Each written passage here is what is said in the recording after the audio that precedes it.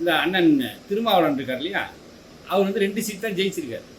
அவர் வந்து ஏற்கனவே வந்து தளபதி என்ன சொன்னார்னா, விஜய் அவர்கள் இந்த மாதிரி வந்து நாங்கள் ஆட்சி வந்தால் ஆட்சியில் வந்து பங்கு கொடுப்போம்னு வேற சொன்னார். இப்போ நீங்கள் என்ன கேட்டீங்க, ஆட்சிக்கு பங்கீடு 8 சீட்டு கொடுத்துட்டாங்க அவ்வளோ பேசிட்டு இருந்தீங்களே. அதாவது ஒரு மனுஷன் ஆட்சிக்கு வந்து அந்த ஆள் என்னதான் பண்ணுறாருன்னு பாருங்களையா.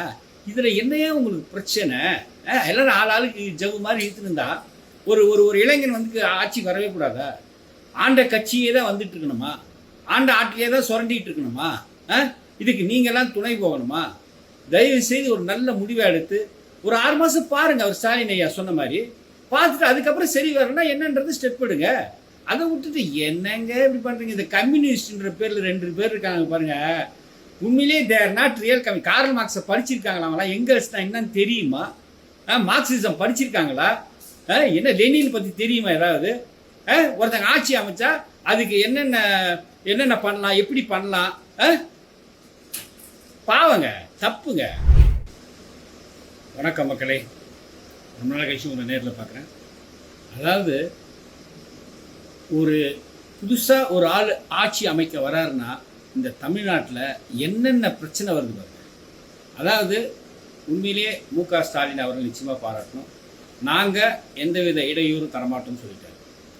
இப்போது இந்த அண்ணன் திருமாவளவன் இருக்கார் இல்லையா, அவர் வந்து 2 சீட் தான் ஜெயிச்சிருக்கார். அவர் வந்து ஏற்கனவே வந்து தளபதி என்ன சொன்னார்னா, விஜய் அவர்கள் இந்த மாதிரி வந்து நாங்கள் ஆட்சி வந்தால் ஆட்சியில் வந்து பங்கு கொடுப்போம்னு வேற சொன்னார். இப்போ நீங்கள் என்ன கேட்டீங்க, ஆட்சிக்கு பங்கீடு 8 சீட்டு கொடுத்துட்டாங்க அவ்வளோ பேசிட்டு இருந்தீங்களே. அதாவது ஒரு மனுஷன் ஆட்சிக்கு வந்து அந்த ஆள் என்னதான் பண்ணுறாருன்னு பாருங்களையா. இதில் என்னையா உங்களுக்கு பிரச்சனை? எல்லாரும் ஆளுக்கு ஜவு மாதிரி இழுத்துன்னு இருந்தா ஒரு ஒரு ஒரு இளைஞன் வந்து ஆட்சிக்கு வரவே கூடாதா? ஆண்ட கட்சியே தான் வந்துட்டு இருக்கணுமா? ஆண்ட ஆட்சியே தான் சுரண்டிட்டு இருக்கணுமா?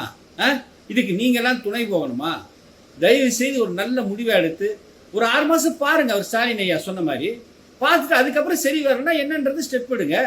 அதை விட்டுட்டு என்னங்க இப்படி பண்ணுறீங்க? இந்த கம்யூனிஸ்ட்ன்ற பேரில் 2 பேர் இருக்காங்க பாருங்கள்.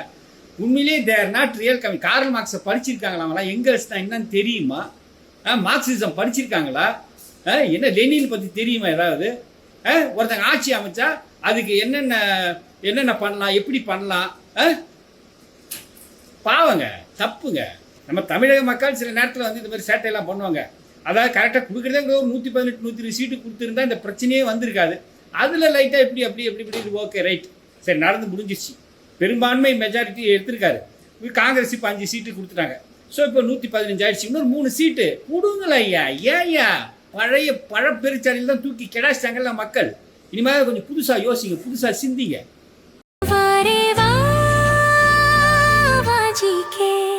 Dr. Srivarma's Magicare, his wellness for her happiness.